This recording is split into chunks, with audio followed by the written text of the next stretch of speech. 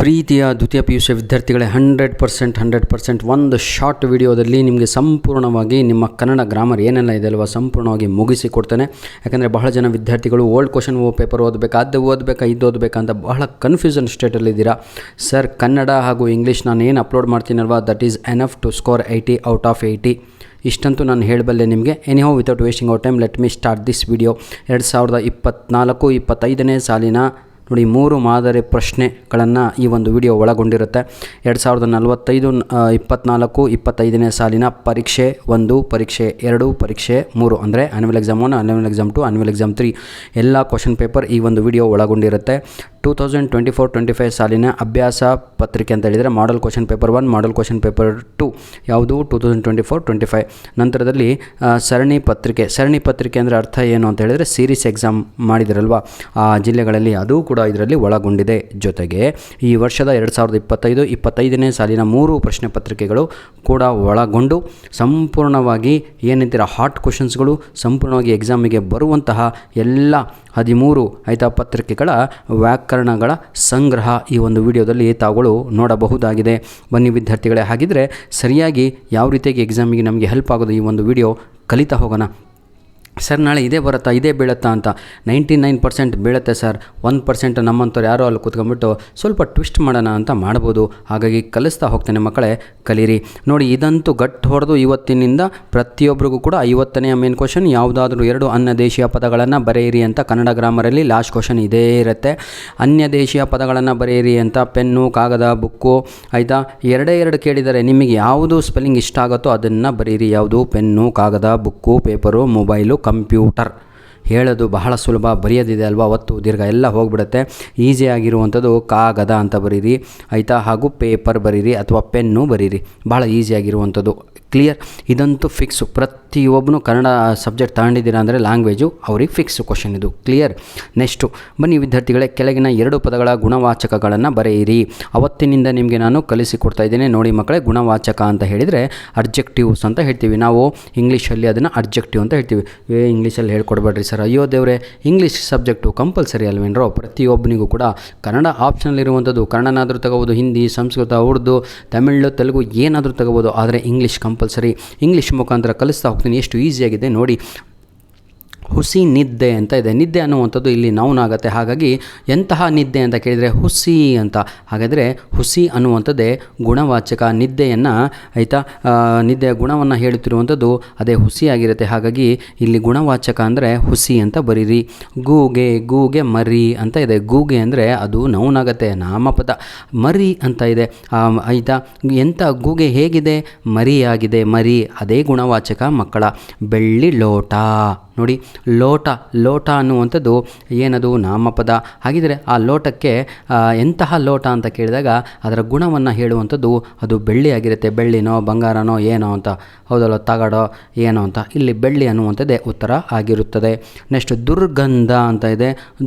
ಅನ್ನುವಂಥದ್ದೇ ಇಲ್ಲಿ ಗುಣವಾಚಕ ಆಗಿರುತ್ತದೆ. 13 ಪ್ರಶ್ನೆ ಪತ್ರಿಕೆಗಳಲ್ಲಿ ಬಂದಿರುವಂತಹ ಪದೇ ರಿಪೀಟ್ ಆಗಿರುವಂಥ ಎಲ್ಲ ಪ್ರಶ್ನೆಗಳನ್ನು ಇಲ್ಲಿ ನಾವು ನಿಮಗೆ ಕೊಡ್ತಾ ಇದ್ದೇವೆ. ಕ್ರೂರ ಏನಿದು? ಕರ್ಮ ಅಂತ ಇದೆ. ಕ್ರೂರ ಅನ್ನುವಂಥದ್ದು ಇಲ್ಲಿ ಗುಣವಾಚಕ. ಗಟ್ಟಿಪಾದ ಎಂತಹ ಪಾದ? ಗಟ್ಟಿ ಅನ್ನುವಂಥದ್ದೇ ಇಲ್ಲಿ ಏನಂತೀರ ತಾವುಗಳು? ಗುಣವಾಚಕ. ದುರ್ಜನರು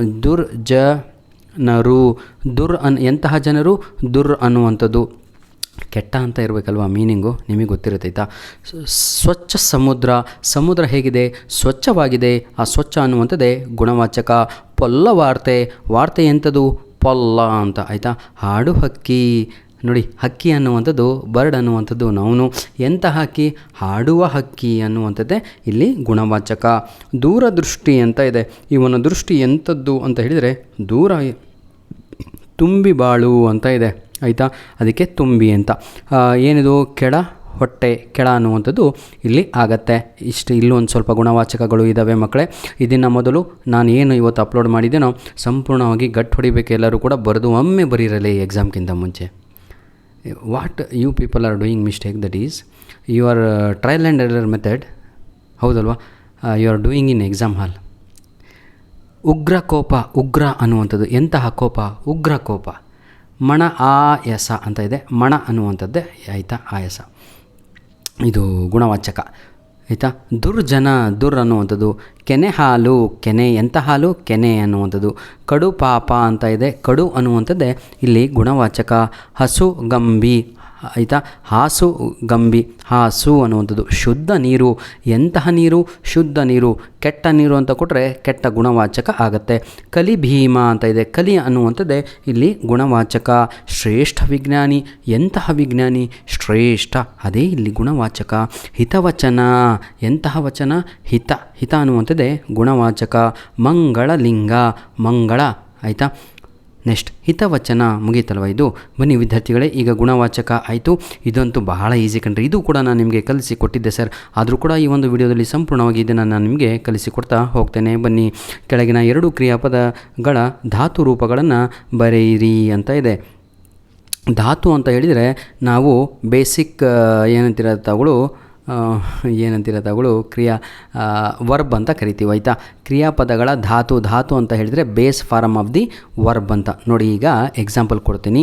ರನ್ನಿಂಗ್ ಅಂತ ಇಂಗ್ಲೀಷಲ್ಲಿದ್ದರೆ ಅದಕ್ಕೆ ಬೇಸ್ ವರ್ಡ್ ಏನು, ರನ್ ಅಂತ, ಟು ರನ್ ಅಂತ ಬರುತ್ತೆ. Clear my dear? ಹಾಗಿದ್ರೆ ಇಲ್ಲಿ ನಿಂದರು ಅಂತ ಇದೆ, ನಿಲ್ಲು ಅನ್ನುವಂಥದ್ದು. ನಿಲ್ಲು ಇಂದನೇ, ಆಯಿತಾ, ಇವೆಲ್ಲವೂ ಕೂಡ ಏನಂತೀರ ವರ್ಡ್ಗಳು ಸ್ಟಾರ್ಟ್ ಆಗಿದ್ದಾವೆ ಅಂತ. ಬಂದಿತು, ಬರು ಅಂತ. ಕುಣಿದನು, ಕುಣಿ ಅಂತ. ತೂಗಿದನು, ತೂಗು ಅನ್ನುವಂಥದ್ದು ಇಲ್ಲಿ ಧಾತು, ಕ್ರಿಯಾಪದದ ಧಾತು ಆಗಿರುತ್ತೆ.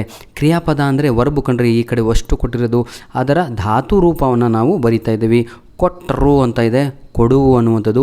ಓದುವಳು, ಓದು ಅನ್ನುವಂಥದ್ದು ಇಲ್ಲಿ ಧಾತು ರೂಪ ಆಗಿರುತ್ತೆ. ಕ್ರಿಯಾಪದದ ಧಾತು ರೂಪ. ಧಾತು ರೂಪ ಅಂದರೆ ಅರ್ಥ ಆಯ್ತಲ್ವಾ, ಬೇಸ್ ವರ್ಡ್ ಅಂತ. ಆ ವರ್ಡ್ನಿಂದಲೇ ಎಲ್ಲದೂ ಕೂಡ ಹುಟ್ಟಿಕೊಂಡಿರುವಂಥದ್ದು ಅಂತ. ಬೇರೆ ಬೇರೆ, ಈಗ ಎಕ್ಸಾಂಪಲ್ ಓದುವನು, ಅದಕ್ಕೂ ಕೂಡ ಓದು ಅಂತ. ಓದುತ್ತಾಳೆ, ಅದಕ್ಕೂ ಕೂಡ ಓದು ಅಂತ. ಹೀಗೆ ತೋರಿಸು, ತೋರು. ಹೇಳಿದಾಗ, ಹೇಳು. ನಲಿಯುತ್ತಾ, ನಲಿ. ನೆಕ್ಸ್ಟ್ ಕಿತ್ತರು, ಕೀಳು. ಬಿದ್ದನು, ಬೀಳು. ಬರುವಳು, ಬರು. ಓದಿದನು, ಓದು ಅನ್ನುವಂಥದ್ದು ಇವೆಲ್ಲವೂ ಕೂಡ ಧಾತು ರೂಪ ಆಗಿರುತ್ತದೆ. ಬನ್ನಿ ವಿದ್ಯಾರ್ಥಿಗಳೇ, ಈಗ ನಾವು ಬೀಸುತ್ತಿತ್ತು, ಬೀಸು.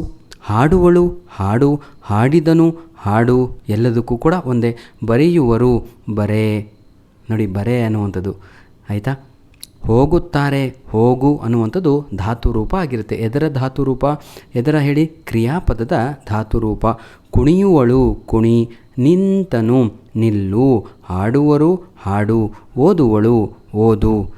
ವಿದ್ಯಾರ್ಥಿಗಳೇ, ಬೇಜಾರಾಗಬೇಡಿ. ನಾನು ನಿಮಗೆ ಉದ್ದೇಶ ಏನು ಗೊತ್ತಾ, ಬರೀಲಿ ಎಕ್ಸಾಮಲ್ಲಿ ಖುಷಿ ಖುಷಿಯಾಗಿ. ತಿನ್ನುವುದಿಲ್ಲ, ತಿನ್ನು. ಹೋದನು, ಹೋಗು.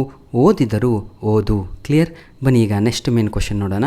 ಇದು ಕೂಡ ಬಹಳ ಈಸಿ ಕಣ್ರಿ, ಯಾಕೆ ತಲೆ ಕೆಡಿಸ್ಕೊಂತೀರಾ? ಬನ್ನಿ, ಈ ಕೆಳಗಿನ 2 ಪದಗಳ ಕಾಲವನ್ನು ಗುರುತಿಸಿ ಬರೆಯಿರಿ. ಇಂಗ್ಲೀಷಲ್ಲಿ ಮೊದಲೇ ತಿಳಿಸ್ತೀನಿ. ಮೊದಲು ಕೊಟ್ಟಿರುವ ಪ್ರಶ್ನೆ ಅರ್ಥ ಆಗಬೇಕು. ಮೇನ್ ಹೆಡ್ಡಿಂಗೇ ಅರ್ಥ ಆಗಲಿಲ್ಲ ಅಂದರೆ ಒಳಗಡೆ ಏನಯ್ಯ ಮಾಡ್ತೀರಾ? ನೋಡಿ, ಕೆಳಗಿನ 2 ಕ್ರಿಯಾಪದಗಳ ಕಾಲವನ್ನು, ಕಾಲ ಅಂದರೆ ಟೆನ್ಸ್ ಅಂತ. ಪಾಸ್ಟ್ ಟೆನ್ಸೋ, ಪ್ರೆಸೆಂಟ್ ಟೆನ್ಸೋ, ಫ್ಯೂಚರ್ ಟೆನ್ಸೋ, ಇವೇ 3. ಯಾವುದು? ಭೂತಕಾಲ, ಭವಿಷ್ಯಕಾಲ, ಇನ್ನೊಂದು ಯಾವುದು ರೀ? ವರ್ತಮಾನ ಕಾಲ. ವರ್ತಮಾನ ಕಾಲ ಅಂದರೆ ಪ್ರೆಸೆಂಟ್ ಟೆನ್ಸು, ಭವಿಷ್ಯಕಾಲ ಅಂದರೆ ಫ್ಯೂಚರ್ ಟೆನ್ಸು, ಇನ್ನೊಂದು ಯಾವುದಪ್ಪ? ಭೂತಕಾಲ ಅಂದರೆ ಪಾಸ್ಟ್ ಟೆನ್ಸ್. ಈ 3ರಲ್ಲಿ ಯಾವುದೋ ಒಂದು ಅದು ಆಗಿರುತ್ತೆ. ನೋಡಿ, ಈಗ ನಾನು ನಿಮಗೆ ಕಲಿಸಿ ಕೊಡ್ತೇನೆ, ಆಯಿತಾ. ನಾನು ಒಂದು ತಿಳ್ಕೊಂಡಿದ್ದು ನಿಮಗೆ ಹೇಳ್ಕೊಡ್ತೇನೆ, ಬೇಜಾರಾಗಬಾರ್ದು. ಹೀಗೆ ರೌಂಡ್ ಹಿಂಗೆ ಬರುತ್ತಲ್ವ ಲಾಸ್ಟಿಗೆ ಎಂಡು, ಅವೆಲ್ಲವೂ ಕೂಡ ಬೇಡ. ಬನ್ನಿ ಈಗ ವಿದ್ಯಾರ್ಥಿಗಳೇ, ಹಾಡುವಳು ಅಂತ ಇದೆ, ಆಯಿತಾ. ಹಾಡುವಳು ಭವಿಷ್ಯಕಾಲ, ಭವಿಷ್ಯತ್.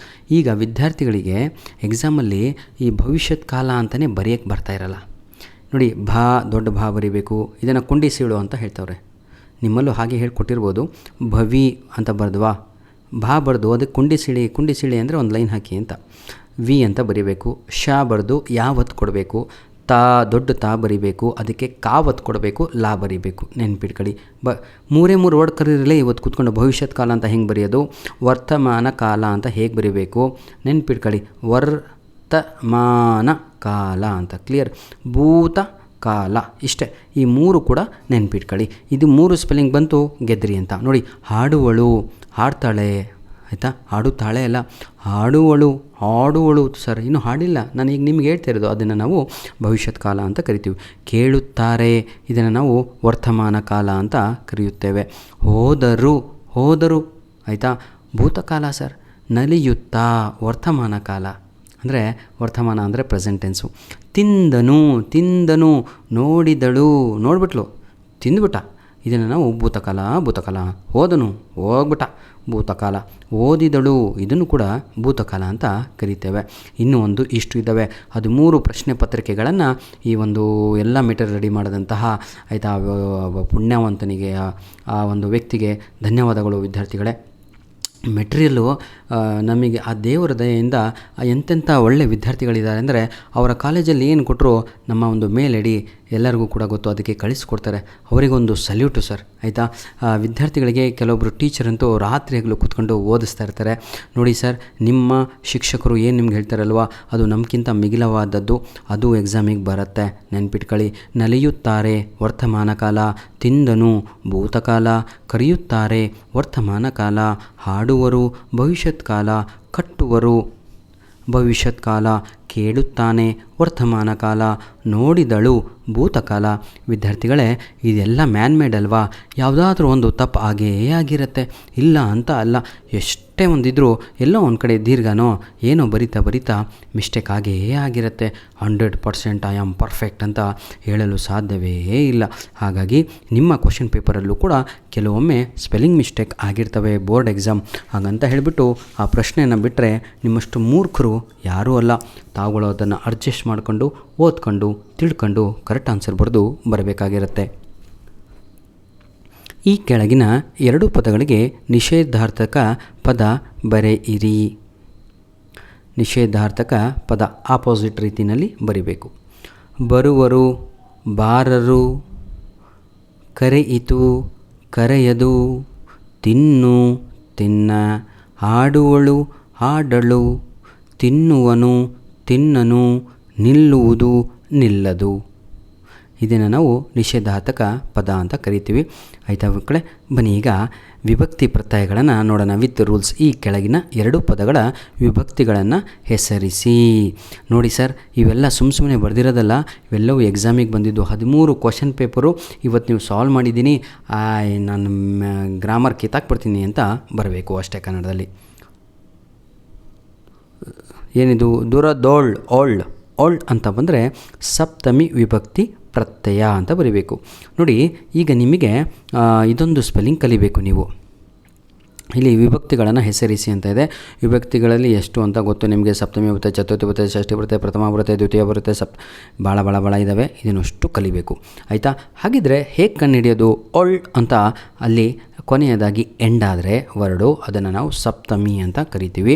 ಇದು ವಿಭಕ್ತಿ ಪ್ರತ್ಯಯ ಅಂತ ಬರೆಯೋದನ್ನು ಕಲ್ತ್ಬಿಡಿ ಫಸ್ಟು. ಆಯಿತಾ. ಮನೆಗೆ ಗೆ ಇಂದ ಎಂಡಾದರೆ ಚತುರ್ಥಿ ವಿಭಕ್ತಿ ಅಂತ. ವಲ್ಲಭನ ಅಂತ, ವಲ್ಲಭನ ಅದನ್ನು ಷಷ್ಠಿ ವಿಭಕ್ತಿ ಅಂತ ಕರಿತೇವೆ. ಬಸವ ನೋಡಿ, ಬಸಲಿಂಗನಿಗೆ ಗೆ ಅಂತ ಬಂದರೆ ಚತುರ್ಥಿ ವಿಭಕ್ತಿ ಅಂತ ನೀವು ಇಲ್ಲಿ ಪ್ರಥಮ ವಿಭಕ್ತಿ ಪ್ರತ್ಯಯ ಆಗಿರುತ್ತದೆ. ಏನೋ ತಪ್ಪಾಗಿದೆ ಅಲ್ವಾ ಇದು? ಸ್ವಲ್ಪ ನೋಡ್ಕೊಳ್ರಪ್ಪ. ಯಾವುದು 1 2 3 4 ಸ್ವಲ್ಪ ನೋಡಿಕೊಂಡು ಕಮೆಂಟ್ ಮಾಡಿ. ಗದ್ದೆದೋಳ್ ಅಂತ ಇದೆ ಸಪ್ತಮಿ ವಿಭಕ್ತಿ ಪ್ರತ್ಯಯ. ಮಂತ್ರಿಯು ಅಂತ ಇದೆ ಪ್ರಥಮ ವಿಭಕ್ತಿ ಪ್ರತ್ಯಯ. ಆಯಿತಾ. ನೆಕ್ಸ್ಟು ಪ್ರಥಮ ಊ ಬರಬೇಕಲ್ವಾ? ಬನ್ನಿ. ಮನೆಯಲ್ಲಿ ಅಲ್ಲಿ ಸಪ್ತಮಿ ವಿಭಕ್ತಿ ಪ್ರತ್ಯಯ. ನೆಕ್ಸ್ಟು ಏನಿದು ಓದ್ಕೊಟ್ರು. ನನಗೆ ಕೆಲವೊಂದು ಕನ್ನಡ ಹಳೆಗನ್ನಡ ಅನಿಸುತ್ತವೆಲ್ಲ. ಗುರುವಿಗೆ ಗೆ ಹೌದಲ್ವಾ? ಚತುರ್ಥಿ ವಿಭಕ್ತಿ ಪ್ರತ್ಯಯ. ಗೆ ಅಂದರೆ ಎಲ್ಲ ಚತುರ್ಥಿ ವಿಭಕ್ತಿ ಪ್ರತ್ಯಯ. ನೆಕ್ಸ್ಟು ಇನ್ನೊಂದು ಯಾವುದು? ಆ ಇಂದ ಎಂಡಾದರೆ ಷಷ್ಠಿ ವಿಭಕ್ತಿ ಪ್ರತ್ಯಯ. ರಾಮನಿಂದ ತೃತೀಯ ವಿಭಕ್ತಿ ಪ್ರತ್ಯಯ. ರಾವಣನೇ ಇದಲ್ವಾ? ರಾವಣನೇ ಸಂಬೋಧನ ವಿಭಕ್ತಿ ಪ್ರತ್ಯಯ.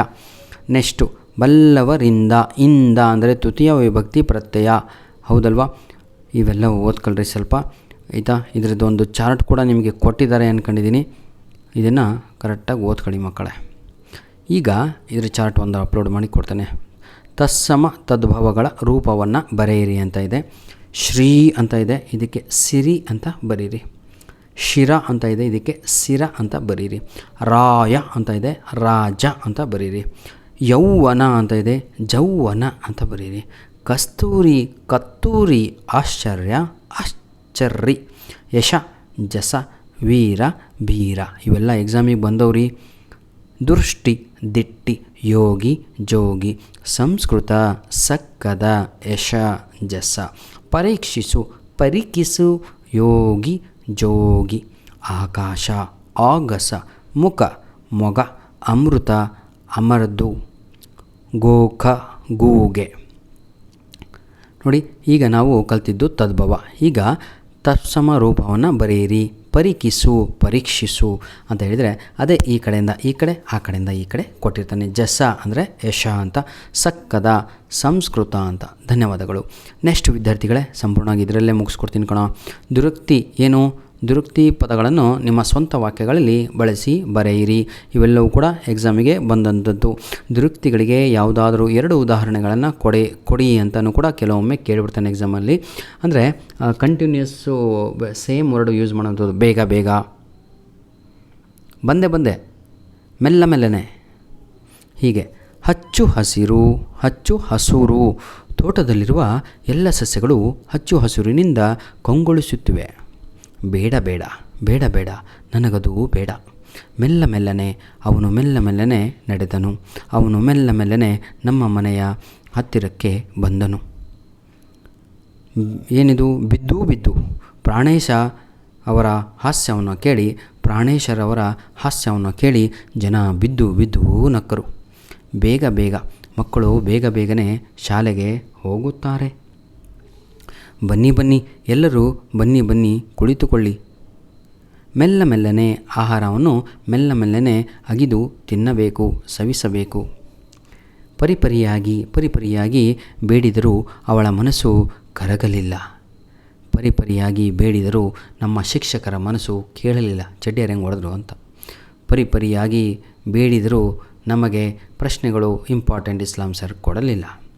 ನಡುವೆ ಸಂಭಾಷಣೆಯ ನಡುವೆ ಶ್ರೇಷ್ಠ ಉಕ್ತಿಗಳನ್ನು ಬಳಸಬೇಕು.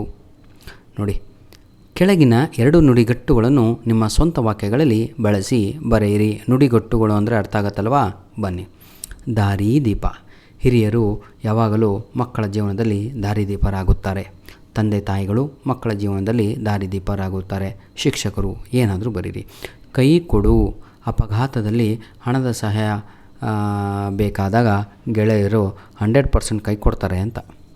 ರೈಲು ಬಿಡು. ಈಗಿನ ಹುಡುಗಿಯರು ಸದಾ ರೈಲನ್ನು ಬಿಡುತ್ತಿರುತ್ತಾರೆ. ಹೌದಲ್ವೇನ್ರಿ? ಅಪ್ಪ ಅಮ್ಮಗೆ ಎಲ್ಲಿದೆಯಾ? ಪಾರ್ಕಲ್ಲೇ ಕುಂತಿರ್ತಾರೆ. ಅಮ್ಮ ಸ್ಪೆಷಲ್ ಕ್ಲಾಸ್ ಅಮ್ಮ ಅಂತ ರೈಲು ಬಿಟ್ಬಿಡ್ತಾರೆ. ಅಯ್ಯೋ ಮಗಳೇ, ತಿಂಡಿ ಕಟ್ಕೊಂಡು ಹೋಗ್ಬೇಕಿತ್ತು ಅಂತಾರೆ. ಅವ್ರಿಗೇನು ಗೊತ್ತಿಲ್ಲ, ಐಸ್ ಕ್ರೀಮ್ ತಿಂತಾಯಿರ್ತವ್ರೆ ಅಂತ. ಬಿಡಿ, ಗೋಬಿ ತಿಂತಾಯಿರ್ತವ್ರೆ ಅಂತ. ಕೈ ಕೊಡು. ಕೊಳ್ಳರು ಪೊಲೀಸರಿಗೆ ಕೈ ಕೊಟ್ಟರು. ಹೌದಲ್ವಾ? ನನ್ನ ಹುಡುಗಿ ನನಗೆ ಕೈ ಕೊಟ್ಟಳು. 2 ಬಗೆ. ಉಂಡ ಮನೆಗೆ 2 ಬಗೆಯ ಬಾರದು, ಮೋಸ ಅಂತ. ಮೂಗು ಹಾಕು. ನಾವು ಇನ್ನೊಬ್ಬರ ವಿಷಯದಲ್ಲಿ ಮೂಗನ್ನು ಹಾಕಬಾರದು. ಹಿರಿಯರು ಮಾತನಾಡುವ ಸಮಯದಲ್ಲಿ ನಾವು ಮೂಗು ಹಾಕಬಾರದು. ಮೂಗು ತೋರಿಸು. ನಾವು ಇನ್ನೊಬ್ಬರ ವಿಷಯದಲ್ಲಿ ಮೂಗು ತೋರಿಸಬಾರದು. ಮೊರೆ ಹೋಗು. ಕಷ್ಟಗಳು ಬಂದಾಗ ದೇವರಿಗೆ ನಾವು ಮೊರೆ ಹೋಗುತ್ತೇವೆ. ಕಾಲು ಬೀಳು. ಅಪಾಯವನ್ನು ಅರಿತು ನಾನು ಅಲ್ಲಿಂದ ಕಾಲು ಕಿತ್ತೆನು. ಇದು ಎಲ್ಲವೂ ಕೂಡ 13 ಕ್ವಶನ್ ಪೇಪರಲ್ಲಿ ಬಂದಂತಹ ಏನಂತೀರ ನುಡಿಗಟ್ಟುಗಳು ಸ್ವಂತ ವಾಕ್ಯಗಳಲ್ಲಿ ಬಳಸಿ ಅಂತ ಬಂದದ್ದು ಆಯಿತಾ. ಹಾಗಾಗಿ ಇಲ್ಲಿ ನಾನಾರ್ಥಕಗಳನ್ನು ಬರೆಯಿರಿ ಅಂತ ಇದೆ. ಇದು ನಾನು ನಿಮಗೆ ತಿಳಿಸ್ಬಿಡ್ತೇನೆ. ನಾನಾರ್ಥಕ ಅಂತ ಹೇಳಿದರೆ ಇಲ್ಲಿ ಕೇಳ್ರೋ. ಈಗ ಫಾರ್ ಎಕ್ಸಾಂಪಲ್ ಇಲ್ಲಿ ಒಳ್ಳೆ ಗುಡ್ ಎಕ್ಸಾಂಪಲ್ ಕೊಟ್ಟಿದ್ದಾರೆ. ಸೆಕೆಂಡ್ ಒನ್ ಏನಿದೆ? ಗುರು ಅಂತ ಇದೆ. ಗುರು ಅಂದರೆ ಆಯಿತಾ, ನಮಗೆ ಗೊತ್ತಿರೋದೇನು? ಶಿಕ್ಷಕ ಅಂತ. ನಾನಾರ್ಥಕ ಅಂದರೆ ಬರೀ ನೀವು ಒಂದೇ ಒಂದು ಮೀನಿಂಗ್ ಬರಿಬಾರ್ದು, ಇನ್ನೊಂದು ಮೀನಿಂಗ್ ಏನು ಬರುತ್ತೆ ಅದು ಕೂಡ ಬರಿಬೇಕಾಗಿರುತ್ತೆ ಅಲ್ಲಿ. ಹಾಗಾಗಿ ಅದನ್ನು ಗ್ರಹ ಅಂತ ಕೂಡ ಬರಿಬೇಕು. ಹಾಗೆ ಪ್ರತಿಯೊಂದು ವರ್ಡಿಗೆ ತಾವುಗಳು 2 ನಾನಾರ್ಥಕಗಳನ್ನು ಬರಿಬೇಕಾಗತ್ತೆ. ತೊರೆ ಅಂದರೆ ತೊರೆ ಇಲ್ಲಿಂದ ಅಂತ ಹೇಳ್ತೀವಲ್ವ, ಬಿಡು ಇಲ್ಲಿಂದ ಅಂತ. ನದಿ ಕೂಡ ಹೌದು, ಅದು ಕೂಡ ಹೌದು. ಕಲಿ ಅಂತ ಇದೆ. ಕಲಿ ಅಂದರೆ ತಿಳಿ ಅಂತ, ಅಥವಾ ವೀರ ಅಂತ ಹೇಳ್ತೀವಿ, ಅಥವಾ ಯುಗ ಅಂತಲೂ ಕೂಡ ಕರೆಯಬಹುದು. 2 ಯಾವುದಾದ್ರೂ ಎಕ್ಸಾಮಲ್ಲಿ ಬರೀರಿ. ನರ ಅಂತ ಇದೆ. ನರ ಅಂದರೆ ನಮ್ಮ ದೇಹದಲ್ಲಿ ಇರುವಂಥ ರಕ್ತದ ನಾಡಿ ಅಂತ, ಹಾಗೂ ಅರ್ಜುನ ಅಂತ ಕೂಡ ಕರೆಯುತ್ತೇವೆ. ಗಂಡ ಅಂತ ಇದೆ. ಗಂಡ ಅಂದರೆ ಒಂದು ಹೆಂಡತಿಯ ಗಂಡ ಅಂತ, ಅಂದರೆ ಪತಿ ಅಂತ ಕರಿತೀವಿ. ಗಂಡ ಅಂದರೆ ಅಪಾಯ ಕೂಡ ಹೌದು. ಹೇಗೆ ಸರ್? ಗಂಡಾಂತರ ಕಾದಿದೆ ಕಣೋ ನಿನಗೆ ಅಂತ, ಹೌದಲ್ವಾ? ಮುನಿ ಅಂತ ಇದೆ. ಮುನಿ ಅಂದರೆ ಬಹಳ ಕೋಪಿಷ್ಠರಾಗುವಂಥದ್ದು ಅಥವಾ ಋಷಿ ಅಂತಲೂ ಕೂಡ ಕರೆಯುತ್ತೇವೆ. ಎರಡೂ ಬರಿಬೇಕು ಎಕ್ಸಾಮಲ್ಲಿ. ಕರ ಅಂದ್ರೇನೋ ಕೈ ಅಂತ ಹೇಳ್ತೀವಿ, ಹೌದಲ್ವಾ? ಹಾಗೂ ತೆರಿಗೆ ಅಂತಲೂ ಕೂಡ ಕರೆಯುತ್ತೇವೆ. ತೆರಿಗೆ ಅಂದರೆ ಟ್ಯಾಕ್ಸ್. ನೆನೆ ಅಂತ ಇದೆ. ನೆನೆ ಅಂದರೆ ಒದ್ದಾಗುವುದು ಅಥವಾ ಸ್ಮರಿಸು, ನೆನೆಸ್ಕೋ ಅಂತ ಹೇಳ್ತೀವಲ್ವ. ನೆನೆಸ್ಕೋ, ಅಯ್ಯೋ ಎಲ್ಲ ನೆಂದುಬಿಟ್ಟಿದೆಯಲ್ಲೋ ಚಡ್ಡಿ ಅಂತೀವಲ್ವ, ಅದೇ ಒದ್ದೆಯಾಗು, ಸ್ಮರಿಸು, ಆಯಿತಾ? ಹದ್ದು ಅಂತ ಇದೆ. ಹದ್ದು ಅಂದರೆ ಪಕ್ಷಿ ಕೂಡ ಹೌದು, ಗಡಿ ಕೂಡ ಹೌದು. ಗಡಿ, ಹದ್ದು ಬಸ್ತ, ಹೌದಲ್ವ? ಅದು. ಗುರು ಅಂತ ಇದೆ. ಶಿಕ್ಷಕ ಅಥವಾ ಗ್ರಹ. ಅದು ಪದೇ ಪದೇ ಕೇಳಲಾಗಿರುವಂತಹ ಪ್ರಶ್ನೆಗಳು ನಿಮ್ಮ ಎಕ್ಸಾಮಲ್ಲಿ. ನೋಡಿ, ಫಲ ಅಂತ ಇದೆ. ಫಲ ಅಂತ, ಅದಕ್ಕೆ ಹಣ್ಣು ಅಂತ ಕರಿತೀವಿ ಅಥವಾ ಲಾಭ ಅಂತಲೂ ಕೂಡ ಹೇಳ್ತೀವಿ, ಆಯಿತಾ? ಇದನ್ನು ಮುಗಿಸಿದ್ವಿ. ಇನ್ನೊಂದೇನು? ಗುರು, ಅದು ಮುಗಿಸಿದ್ವಿ. ಕರ, ಕೈ, ಕಂದಾಯ, ಬಗೆ, ವಿಧ, ಯೋಚಿಸು. ಬಟ್ಟೆ ಅಂದರೆ ವಸ್ತ್ರ ಕೂಡ ಹೌದು, ದಾರಿ ಕೂಡ ಹೌದು. ನೆಕ್ಸ್ಟು ಅರಿ ಅಂದರೆ ಶತ್ರು, ತಿಳಿ, ಹೊಳೆ, ನದಿ, ಮಿನುಗು, ಆಯಿತಾ? ನೆಕ್ಸ್ಟು ಸಮಾನಾರ್ಥಕಗಳನ್ನು ಬರೀರಿ. ನೋಡಿ, ಇದಕ್ಕೂ ಬಹಳ ಡಿಫ್ರೆನ್ಸ್ ಆಗುತ್ತೆ. ಯಾವುದು? ನಾನಾರ್ಥಕ ಅಂದರೆ ಡಿಫ್ರೆಂಟ್ ಮೀನಿಂಗ್ಸ್, ಅದನ್ನು ಬರೀಬೇಕು. ಸಮಾನಾರ್ಥಕ ಅಂದರೆ ಏನು ಬರೆದ್ರೂ ಸಿನಾನಿಮ್ಸ್ ಅಂತ ಕರಿತೀವಿ, ಆಯಿತಾ? ಸೇಮ್ ಬರೆಯೋದು. ನೋಡಿ, ಈಗ ಸುತ ಅಂತ ಇದೆ. ಸುತ ಅಂದರೆ ಮಗ, ತನಯ. ಬಂಗಾರ ಅಂದರೆ ಚಿನ್ನ, ಕನಕ. ಒಂದೇ ಒಂದು ಅದಕ್ಕೆ, ಆಯಿತಾ? ಸೇಮ್ ಅದನ್ನೇ ಅವನ ಏನಂತೀರ ಈಗ ಒಂದೇ ವಸ್ತು. ಈಗ ನಾನು ಪೆನ್ನು, ಶಾಹಿ ಅಂತ ಹೇಳ್ತೀನಿ, ಎರಡು ಕೂಡ ಒಂದೇ ಅಲ್ವಾ? ಅಂದರೆ ನಮ್ಮ ಒಂದು ಇದಕ್ಕೆ ಏನಂತೀರ, ಮೈಂಡಿಗೆ ಒಂದೇ ಕಾನ್ಸೆಪ್ಟ್ ಬರುವಂಥದ್ದನ್ನು ನಾವು ಸಮಾನಾರ್ಥಕ ಪದಗಳು ಅಂತ ಕರಿತೀವಿ. ಈಗ ನೋಡಿ, ಈಗ ಯಾವುದು? ತಾಳ್ಮೆ ಅಂತ ಇದೆ. ತಾಳ್ಮೆ ಅಂದರೆ ಸಹನೆ ಕೂಡ ಹೌದು, ಸ್ಮರಣೆ ಕೂಡ ಹೌದು. ನಂಜು ಅಂದರೆ ವಿಷ, ಪಾಷಾಣ ಅಂತ. ಕರ್ಮ ಅಂದರೆ ಕೆಲಸ, ಕಾಯಕ. ಧರೆ ಅಂದರೆ ಭೂಮಿ, ಇಳೆ. ಪುಷ್ಪ ಅಂದರೆ ಹೂವು, ಸುಮ ಅಂತಲೂ ಕೂಡ ಹೌದು ಮಕ್ಕಳೇ, ಹೌದಲ್ವಾ? ಇದನ್ನು ನಾವು ಸಮಾನಾರ್ಥಕ ಪದ ಅಂತ ಕರಿತೀವಿ. ನಾನಾರ್ಥಕ ಬೇರೆ. ಇದು ಮೀನಿಂಗು ನಿಮಗೆ ಗೊತ್ತಿರಬೇಕು. ಧನ್ಯವಾದಗಳು. ನಿಮ್ಮ ಪ್ರೀತಿ ವಿಶ್ವಾಸ ಸದಾ ಹೀಗೆ ಇರಲಿ. 100% ನಾನು ಅಪ್ಲೋಡ್ ಮಾಡಿರುವಂಥ ಇಂಗ್ಲೀಷ್ ಇದೆ ಅಲ್ವಾ, 100% 80 ಔಟ್ ಆಫ್ 80 ತೆಗಿತೀರಾ. ನಾನು ನಿಜವಾಗಿಯೂ ಹೇಳ್ತಾ ಇದ್ದೀನಿ ಮಕ್ಕಳೇ, ಡೈಲಿ ನಿಮಗೋಸ್ಕರ ಇಂಗ್ಲೀಷು, ಕನ್ನಡ ಹಾಗೂ ಕೆಲವೊಂದು ವಿಷಯಗಳ ಪೇಪರ್ಸ್ಗಳನ್ನು ಅಪ್ಲೋಡನ್ನು ಮಾಡಿಕೊಡ್ತಾ ಇದ್ದೇವೆ. ದಯವಿಟ್ಟು ಅದನ್ನು ಯುಟಿಲೈಸ್ ಮಾಡಿಕೊಳ್ಳಿ ಅಂತ ಹೇಳ್ತಾ ವಿಡಿಯೋನ ಇಲ್ಲಿಗೆ ಮುಗಿಸ್ತಾ ಇದ್ದೇವೆ. ಧನ್ಯವಾದಗಳು. ಇನ್ನೂ ಬಹಳ ವಿದ್ಯಾರ್ಥಿಗಳು, ಗಾಡ್ ಬ್ಲೆಸ್ ಯು ಆಲ್.